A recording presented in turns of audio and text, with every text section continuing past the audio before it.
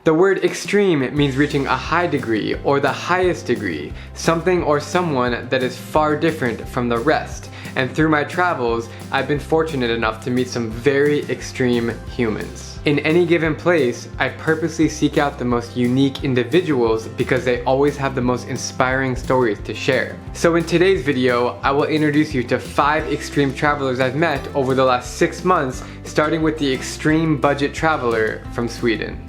This is Felix. And I traveled the world for 3 years on less than $10 a day.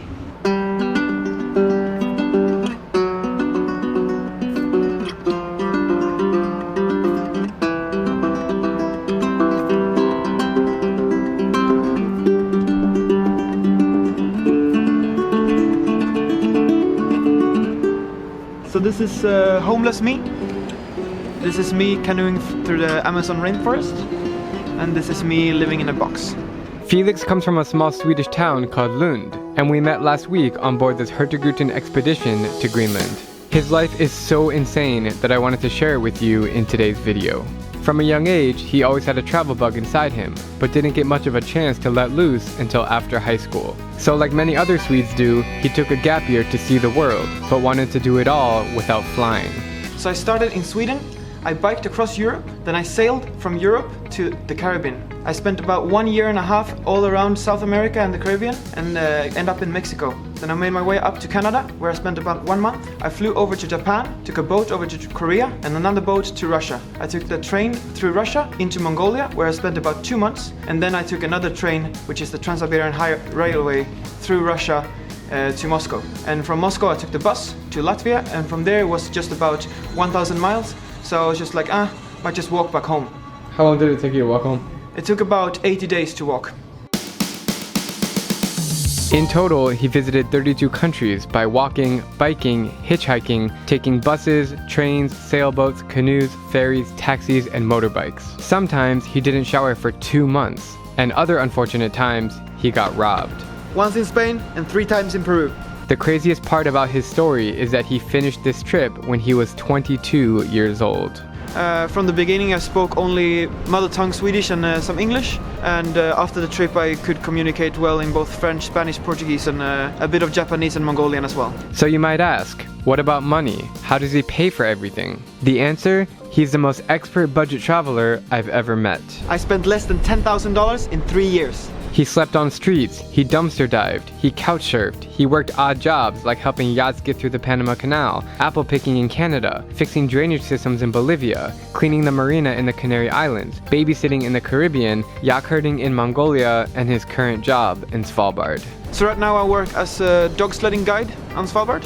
So I drive my own dog team and take tourists on trips. So what does he learn from all of this traveling? So I learned a lot about people in the world in general, that they are very, very nice. And it's much safer in the world than most people think that it is. And I believe that it's from the internet that you only hear about the bad things and not about the good ones. What's next for Felix? So my next plan is to get myself a sailboat and live on that boat and sail from one place to another all around the world and do different kind of projects. Few people in this world are more courageous than Felix, and I can't wait to track him down in years to come.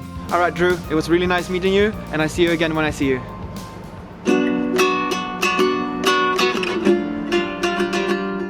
Next, I will take you over to Pakistan to meet this extremely creative artist. Let's hit it. This is Sarah. And I recreate love stories through the art of henna.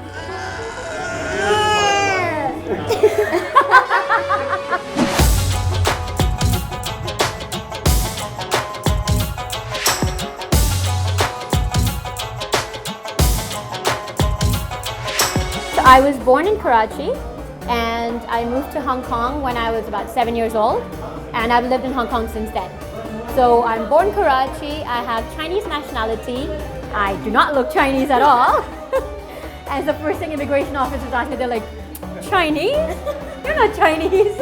Were you always an artist from birth, or did you get inspired, or how did you start with art? So I think my mind works in nothing else but art.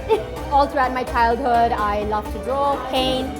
All throughout school, I did art as a subject, and even in university, that was my degree. As far as henna art is concerned, I used to watch my mom. She used to apply henna for brides, And I used to just get inspired and started practicing. And I've been doing henna for, well, as long as I can remember now. What is your experience so far having a henna tattoo? It's amazing! It's my first time and I cannot believe that this is in my hands right now. Like, I can't. I've been following you guys for about 5 years now, so I'm doing a little portrait that I like the best of the two of you as well.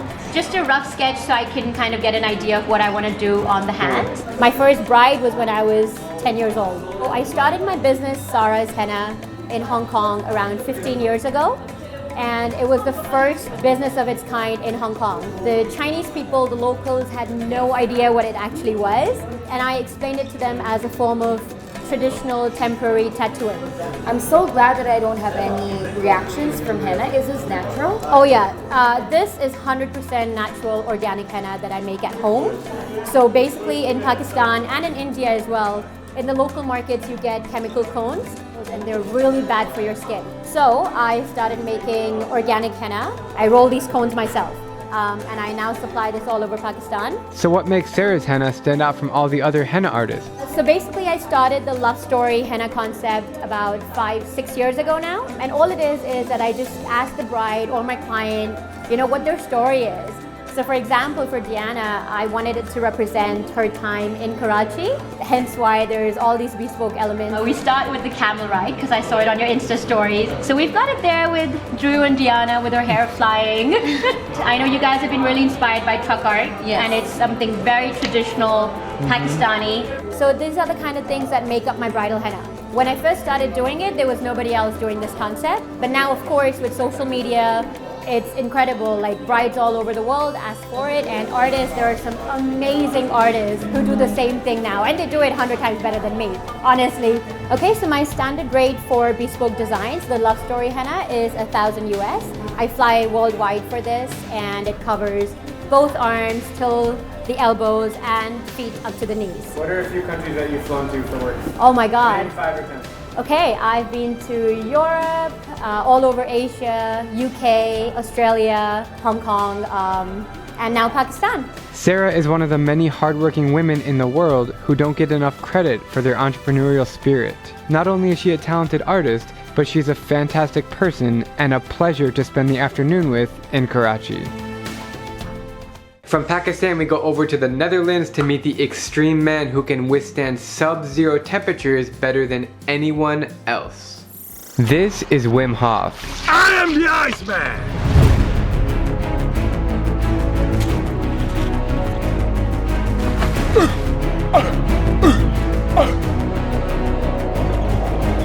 I must be a genius. Because it's so simple to be happy. Just go into this ice bath is meeting the stress to the deepest. See the mist? It's cold.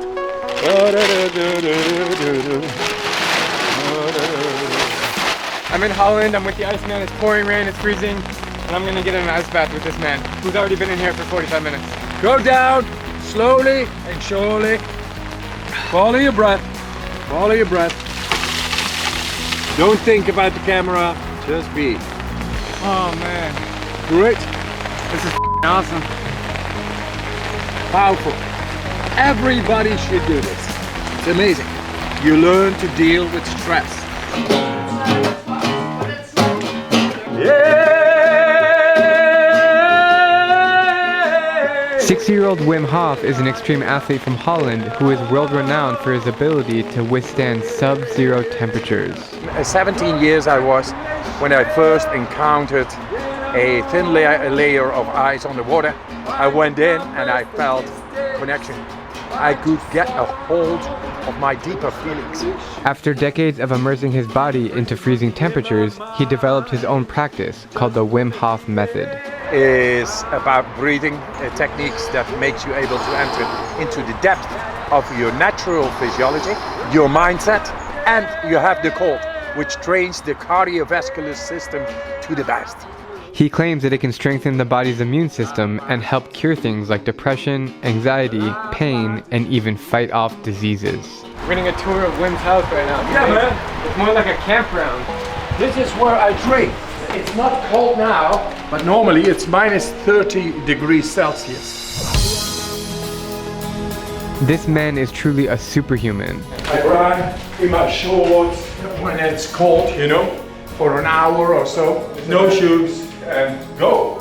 You have how many world records and what are they? Yeah, it's like 26 world records, Guinness World Records, breaking them, standing in the ice for almost 2 hours now, running beyond the polar circle, barefoot. Then once I lost the way under the ice, I had to go for 50 meters, but I went over the 100 meters because I missed the ice hole. There I lost the fear of dying. That was very, very impressive. He is completely breaking down barriers for what scientists thought the body could do. When I ask him how he does it, he explains that cold exposure works like weightlifting. The muscles get stronger the more you expose them, reducing the force that your heart has to use to pump blood. It's the best part, you know, the striptease. Do you own shoes? Yeah, but they don't own me. My vision is that we are now able to get 100% control over our own brain. We are able to defy inflammation, actually the cause of disease. And then we will change mental health care. With natural ways, we are able to outbalance any hormonal or mental disorder. I tell you once again, any mental disorder. Wim wants his voice to be heard in every corner of the globe, which he's had enormous success so far. Here it comes. Dozens of documentaries and books have been created about his life and theories. Millions of social media followers actively engage in his lifestyle, and he constantly runs workshops for people to implement his Wim Hof methods into their daily lives. I'm gonna be in the video. If there's something I've learned over the last 2 hours at Wim's house, it's that this man is up to something very special. I literally slept 0 hours last night. We came here, I was sleeping in the car, and now I've never felt more alive in my life. It's been incredible to meet the legend himself, and I look forward to not only practicing his methods, but seeing him next time in the cold mountains. Nice meeting you, Drew. And remember, ice is your warm and best friend. From Holland, we go over to the southern region of the Philippines to meet the extremely short man. This is Jun Rea, and he's the world's shortest man.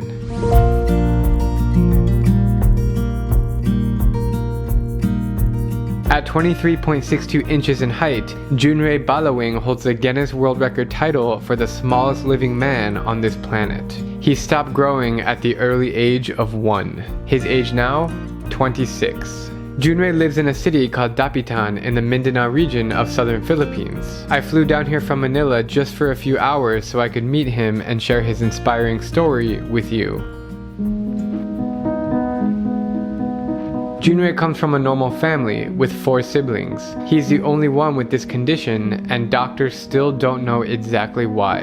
Can you talk about when he was born, from a young age? When did you realize that he would stop growing?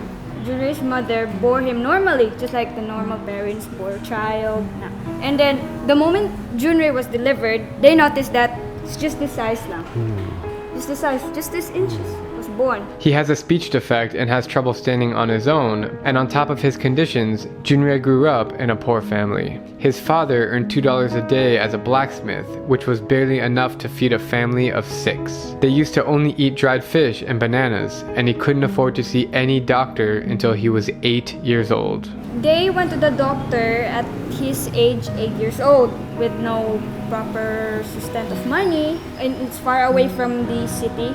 But then when Jun Rea turned 18, he was awarded this Guinness World Record certificate, and that's when things for him and his family began to change. He became a national sensation, being interviewed by every media outlet and landing him and his family a job at a local park and a new house right here at the tourism office. Nowadays, Jun Rea is well taken care of, getting regular checkups at the hospital and maintaining a healthier diet. Jun Rea and his father don't want you to feel bad for him. Despite being small and having trouble speaking, doctors say that he's able to live a long, normal life, and he can do many things by himself. So before, his dad is going to help him eat, then the way that he dressed. But now, he's doing it by himself. His favorite meal is siopao. Siopao. Yeah. Have you tasted siopao? Yes, let's get some siopao. His favorite. That's his favorite meal. Once he opens up to you, he has a great personality and loves being in the spotlight.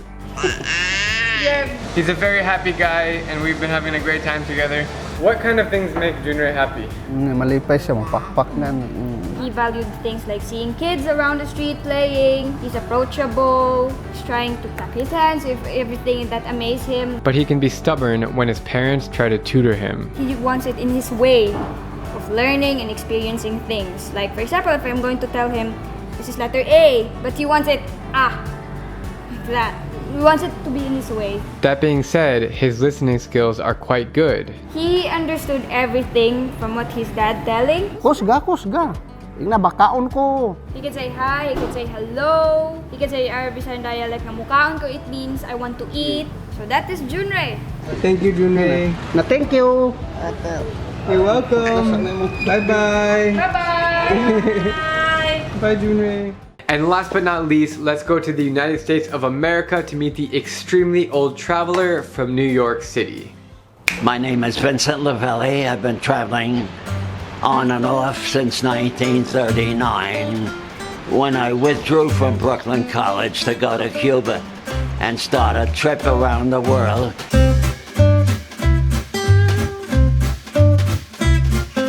Mona Lisa, I had it all to myself in the Louvre. Nobody in the whole room except me and her. That's the kind of a feeling I had of the world. It was all mine. If you ever wondered what it was like to travel in the 1940s and 50s, this 99-year-old man has all the answers. I headed to his apartment on the west side of Manhattan on this cold, rainy day. When did you move here? I moved here the day that JFK was assassinated. That was in 1964. How much was the rent here? $15 a month. He invited me upstairs to sit and chat about his life. You know, this is the hard part. Oh, shit. Oh, I don't have my keys. Where is Lavelli? Here. Yeah, you are smart. 1, 2, 3. Have you been to Bhutan? Yes. Good for you. I was born in Brooklyn, 1920. So you're 99. Are you Jewish? I'm Jewish. I'm Jewish. I have a tree in Haifa. Have some schnapps. Just a little. So Wait, un momentito. Yeah. You have to speak word by word. I'm sorry. It's okay. either that or write it or It's something. okay. How many countries have you been to? 60. 60. Yeah, I thought I had a record till you came along. What's your favorite? Well, I think now I can go back to Cuba. That's my favorite. Despite being hearing impaired since he was 3, I started to eat lead paint that came down off the walls. Mr. Lavelli learned 5 languages during his career of sailing on 64 ships. Portuguese, Spanish, Italian, French, and some... Ich weiß nicht, was soll das bedeuten, dass ich so traurig bin. Just to put in perspective how long ago this man started traveling, it was just before World War II kicked off. Back when The Wizard of Oz hit theaters, when planes looked like this, phones looked like this, and when Thailand was still called Siam. It was a pure, pristine world, clean, nobody around. Very few people traveled for leisure during this period of time, and it's an absolute pleasure to be able to hear his stories today. In 39, really, my first country was Canada when there were Indians camped at the base of the Niagara Falls. There were tents with children. How cheap was to travel back then? How much? $29 weekend in Havana, all expenses. What's your favorite part about traveling? The friends you meet, because unless you bring the people to your house, you have not known the country. And this idea of travel is to get not to know only the country, but the people. I met 90 celebrities, including the King of Siam, the King of Afghanistan, listen to this, the Duke and Duchess of Windsor. He wanted me to stay and talk with him. I said, look, I'm hungry, I'm dirty, I've been driving all day, excuse me. Mickey Mantle, we were both standing side by side at the urinals, he taking a leak. What is your key to living happy? That's a good word, and that is Afro-Cuban music. Drumming makes me happy. Vincent is so kind that on my way out, he got up to walk me down 4 flights of stairs. I'm going to give you a little piece of candy, but I figure you get dry from talking. Let's go. See you later. Be careful, don't talk. That was an incredible experience. I'm just leaving Vicente's apartment complex now. Amazing guy. It's really cool to hear about his travel stories from the 30s and 40s. And yeah, as he said, just be happy. Live a happy life. All right, guys, heading out to the city now. See you later. As Vincent says, you haven't experienced a country until you meet the people. Our world is full of amazing humans, both extreme and not, who have the most fascinating stories to share. And I'm gonna keep them coming your way on my upcoming 3-month trip around Africa. See you guys there. I'm Drew Binsky, and if you like my travel videos, please click subscribe and join me as I plan to visit every country in the world.